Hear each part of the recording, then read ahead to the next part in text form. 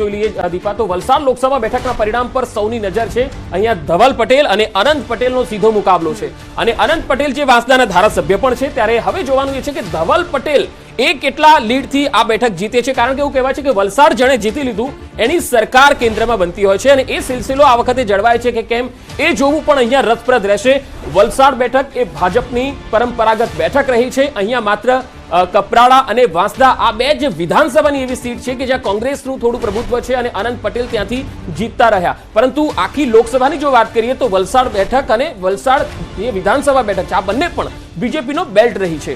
ત્યારે તમામ પાર્ટીઓની નજર વલસાડ બેઠક પર છે, કારણ કે મેં પહેલા જ કીધું કે વલસાડ બેઠક જે જીતે એની સરકાર કેન્દ્રમાં રચાતી હોય છે। આ સિલસિલો છે એ ભાજપ જાળવી રાખે છે કે કેમ એ જોવું રસપ્રદ રહેશે, પરંતુ અનંત પટેલે દીપા આ બેઠક ઉપર સૌથી વધારે કાંટાની ટક્કર આપી છે અને કેન્દ્રના જે એમની પ્રિયંકા ગાંધી હોય કે રાહુલ ગાંધી હોય આ બેઠક ઉપર તેઓ પ્રચાર પણ કરીને ગયા છે। એટલે એ જોવું રસપ્રદ રહેશે કે વલસાડમાં કોંગ્રેસ કેટલા વોટમાં સેંધમારી કરી જાય છે બીજેપીના। પંકજ, અહીં વલસાડની આ જે બેઠક છે ધ્યાન આજે મતગણના ઉપર છે। જે રીતે રુઝાન આવ્યા છે, ફરી ત્રીજી વાર નરેન્દ્રભાઈ મોદી સાહેબની સરકાર બની રહી છે, એનડીએની સરકાર બની રહી છે।